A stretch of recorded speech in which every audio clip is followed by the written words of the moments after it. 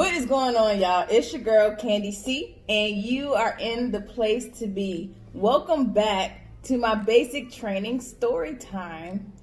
I appreciate y'all being here with me. Before I get started, why don't you go ahead and like this video, subscribe, and turn on those post notifications so you don't miss the next episode of my story time. So I told y'all that today I wanted to talk about the panic attacks that I was having. I had no clue that even existed in my life because I've never experienced it before. And the first time I experienced it, it was, let me think. It was during PT, and people weren't doing, like, if you're not even doing PT the correct way, which is our physical training, if you're not doing that the correct way, then we get smoked. So it was during a smoking session, and we had to keep running back and forth to the shed, and we did it a whole bunch of times. And once they start counting down, if you're not back in your spot in the position of attention when they're done counting down, then they make you go again. So we had to keep going again because there were a couple people that just kept being late back to their spot. So now it's under pressure. So I'm trying to hurry up and get back in a timely manner, and I'm starting to feel the effects on me. So all of a sudden, I just started breathing really heavy. I could not catch my breath. And one of my battle buddies, he came over to me because he noticed that I was having a hard time. And he was just like coaching me through the breathing. He was like, come on, you got this. Just take a deep breath. And, the whole time I'm like running with my arms over my head. He was like, take a deep breath. And I was like, I can't do it. So I ended up being the last person to get back at this time because I just didn't have it in me. I just couldn't do it. So my eyes was filling up. I started to like tear up. And he was like, you got this. Push, just push. And he was like, it's almost over. So I was like controlling my breathing, and when I got back to my spot, the drill sergeants didn't know that I was going through something. They just knew that I couldn't run. They probably thought I was out of shape because they had a nickname for me, which was Grandma, so they always called me Grandma, but I didn't move like a grandma. I was just the oldest one there, so that was my name. So I just controlled my breathing, and it finally passed. And I remember after that, I will always get nervous to run, thinking that it was going to happen again. So the next time it happened, we were doing a ruck march, and I couldn't keep up. And, if you fall behind or there's gaps, then, the drill sergeants get upset, and they start fussing and telling you to hurry up, speed up, catch up. And so now you have to run to catch up. But then now when you run to catch up, you tire and you fall behind again. So that was another moment where it happened, and I was able to recognize it at this point, and I was able to control my breathing and self-talk. Because like I said before, it's all up here. So I controlled my breathing, and I had, self-talk, and I was just like, come on, I got this. I started, singing this one song that I always sing during my ruck marches. I started singing that song to kind of like help me zone out and just keep moving. The last time that I had a panic attack, it was during another ruck march, and it was late at night, and it was the very last ruck march that we had to do, which was 10 to 12 miles. And the pace was kind of fast, and being as though I was in a leadership position at the time, I was the platoon guide, in which I'm going to get to that in a minute on how I became the platoon guide and what the expectations were.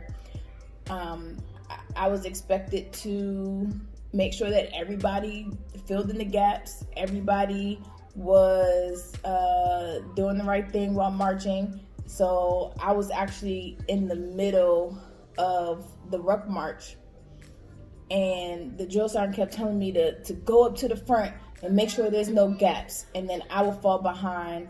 And he was like, now go to the back and make sure that the people who are falling behind catch up. So I started having a panic attack. Nobody knew.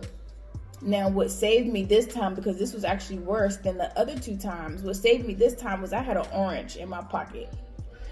I kid you not, I bit into that orange like it was an apple. I didn't care if it had skin on it. I had my weapon in my hand. It was cold. And I just bit right into the orange and just sucked all the juices out and like try to like catch my breath as I was going back and forth in the rug. But nobody could see me because it was dark. That was a nerve-wracking experience, because when stuff like that happens, you just start thinking the worst. You're like, what if I fall behind? What if I don't make it? What if I don't pass? What if I can't, live up to the standards? What if I get recycled? What if, all the what ifs go through your mind. And I just knew that failure was not an option for me, because I have to make it home to my family on top. Like I can't come home and be like, yeah, mommy didn't make it. No, I'm stronger than that. I have to be stronger than that, because I have people who are looking up to me. Every time we went on a run, there was somebody that told me that I was their motivation when we ran. They were like, man, if you can do it, I know I can do it. Because I was older. I was grandma. So it was like, if she can do it, I can do it. And I heard that a lot. So I had people looking up to me. And I just couldn't let nobody down. I couldn't let myself down. I couldn't let my family down. I couldn't let my peers down. I couldn't let the drill sergeants down. So I just did what I had to do. And I paid for it later. And I would tell people all the time, like, look, you need to push through. Like right now ain't the time to cry. Push through and then cry when it's time to go to bed. Cry at night. Cry in the bathroom stall when you're using the bathroom. Don't do that out here. Ain't nobody got time to be seeing you cry. Don't show weakness. Drill sergeants love when you show weakness. Don't you dare show that weakness. Now, the time that I bruised my ribs is when we were doing an obstacle course. And there was this, I don't even know how to explain it to you, but there was this kind of like a wooden bar during this obstacle course that you have to kind of like, you can't use your hands, and you have to kind of like belly flop onto this wooden bar. So, everybody's doing it, and I'm standing there, I'm like, man, that bar too far. Like, I don't know if I'm gonna be able to make it. And, they were like sharing different techniques that you can do to like get yourself that momentum to like make it to that bar on your belly. My ribs made it to that bar. And at the time, it was just like, it kind of took some wind out of me. So when I hit the bar, it was like, ugh. But I didn't feel it until I woke up the next morning. And everything I did hurt. I stretched, it hurt. Took a deep breath, it hurt. I did push-ups, sit-ups, it hurt. We got smoked, it hurt. I ran, it hurt. I ate, it hurt. I drank, it hurt. I went to the bathroom, it hurt. Like everything I did, it hurt.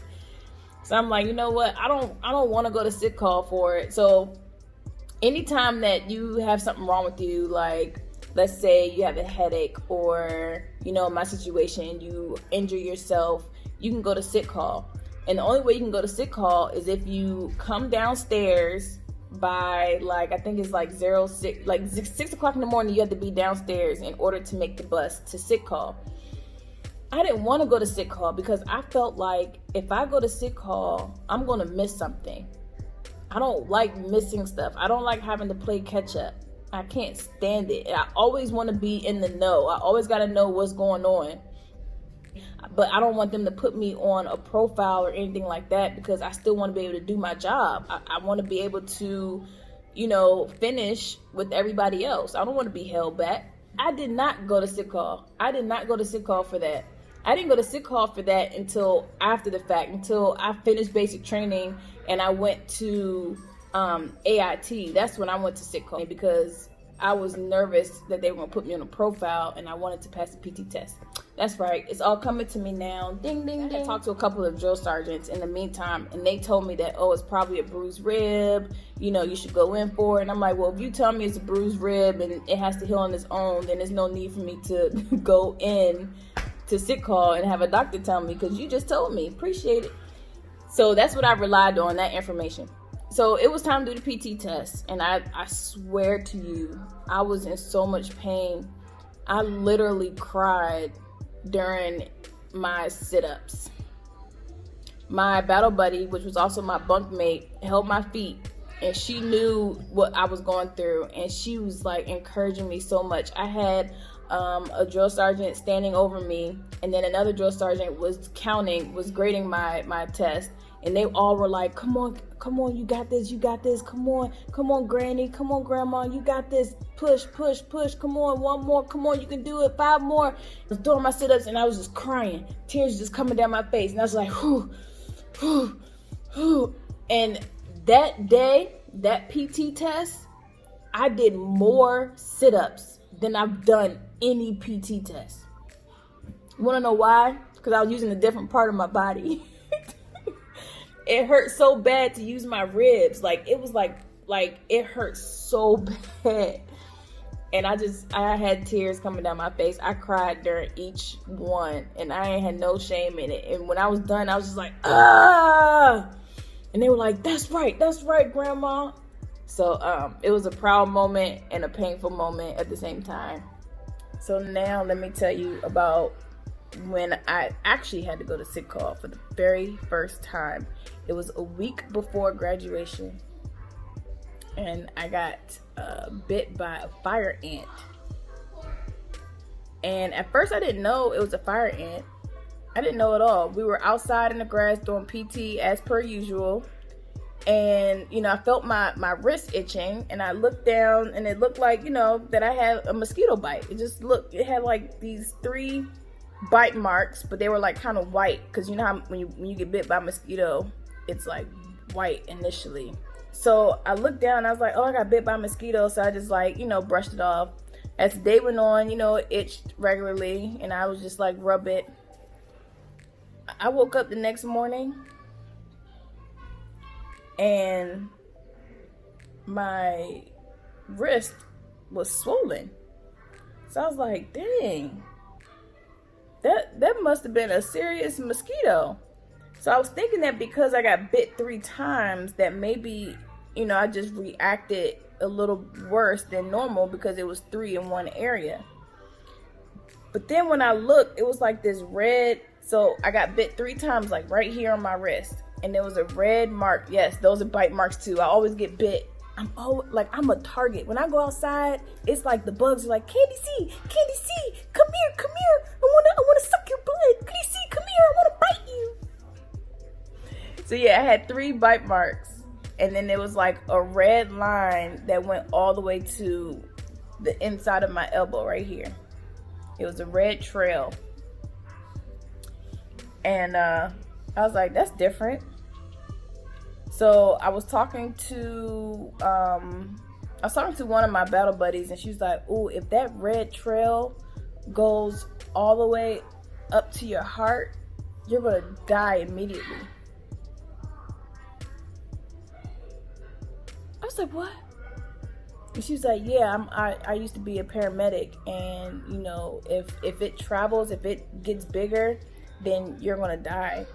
And I was like, nah, I never heard of that before. I didn't have my phone to Google it, so I was kind of nervous. I was like, is she right? So she was like, you better monitor it. So I took a pen and I marked where that red spot was. As the day went on, by the time it was bedtime, that red mark was up in my armpit. So I was like, oh snap, it's traveling. And she was like, you better go to sick call tomorrow. You do not want that line to go to your heart. You better go to sick call. So I was like, whatever. So I woke up in the morning. First of all, I couldn't sleep because I kept thinking I was going to die. I woke up in the morning. My arm was so fat. It was fat and it was tight. So it expanded so much that I had no loose skin. I couldn't do this. It was tight. I could not bend my wrist. Couldn't do this at all.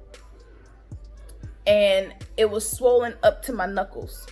So from my knuckles to like here was swollen, and then I had this red line that went up in my armpit. We got smoked that morning when I got out of bed. And for some reason, my silly self still didn't want to go to sick call, so I didn't wake up in time to go to sick call. So we get smoked that morning, and I could barely do a push-up. Like, I'm sitting there doing like one-handed push-ups because my wrist swollen. So my battle buddy was like, "Hey, drill sergeant, she can't do these sit-ups, these push-ups because her arm." And so the drill sergeant came over and was like, "What do you mean her arm?" So I was like, "No, I'm good. Like, nothing's wrong. I'm fine." So the drill sergeant was like, "Let me see your arm." So I showed her my arm. She was like, "Oh, heck no. You need to go to the doctor, like, ASAP." I was like, "Nah, I think it'll go down. I feel like it'll go away." And she was like, "Have you looked at your arm? You're going to the doctor. You're going, like, now." So she called another drill sergeant, and she was like, "Look at her arm. Somebody needs to take her to the doctor now." So he had me pair up with somebody else, and he drove me to the doctor. The doctor gave me some cream, said it was normal, gave me some antibiotics, gave me some steroid pills, and sent me along my way and told me that it should be better the next day. By nighttime, it looked even worse. So then they took me to the doctor again because they didn't like the way it looked. And I was like, well, dang, it hasn't even been 24 hours yet to see if the medication gonna work. So they took me to the doctor again. And this time, the doctor was like, you know, we're gonna give you steroids, but we're gonna, you know, inject the steroids into you by way of shots. So I was like, shots? She was like, "Yeah, I'm gonna give you 2 shots. I'll be back." Do y'all remember in the first video or the second video when I told you that me and shots don't get along? Like, I don't like needles like that. I do not like needles like that. So she came in with these needles, and I was like, "You need me to take my what did I have on? I think I had on a long sleeve shirt." I was like, "You need me to roll my shirt up or take my shirt off?" And she was like, "No, you just pull your pants down." What? I'm sorry. You said you're giving me needles, like shots, like the steroid shots. What you mean pull my pants down? So I was like, "Pull my pants down?" I felt violated. And she was like, "No, these shots, one goes in the left cheek and one goes in the right cheek." I was like, my butt cheeks? She was like, "Yes, can you pull your pants down?" And I was like, "Hold up." I was like, "Is this gonna hurt?" She started to get upset with me because this is like 10 o'clock at night. She started to get upset with me, and she was like, "I don't want to be here all day. Can you just hurry up and pull your pants down?" So I pulled my pants down, and she was like, "I'm gonna do the right cheek first." I said, "Okay." So I was standing up, and I was like clenching, and then she went to go do it, and I literally, this wasn't even on purpose. I moved to the side, and I was like, "Wait, hold up." And she was like, "Ma'am, can you not move?" I was like, "I'm sorry." She's like, "It's not gonna hurt. It's gonna be real quick. It may hurt after, you know, when you sit down, blah, blah, blah." She lied to me. That mess hurt. It hurt so bad that I didn't want her to do the second one after she did the first one.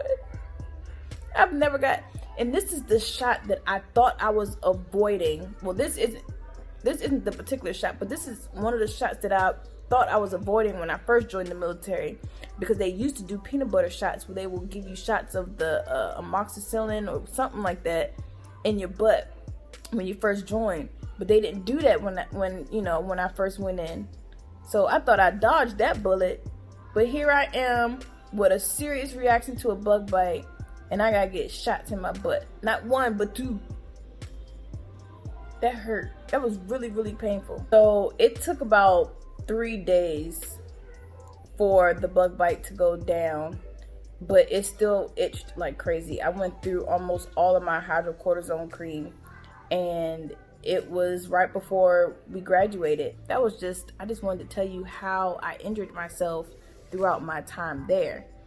I also fell a couple times during a ruck march with my weapon in my hand, but I bounced right back up. The drill sergeants helped me get up and was like, dang grandma, you falling all over the place. Like, they love joking around with me.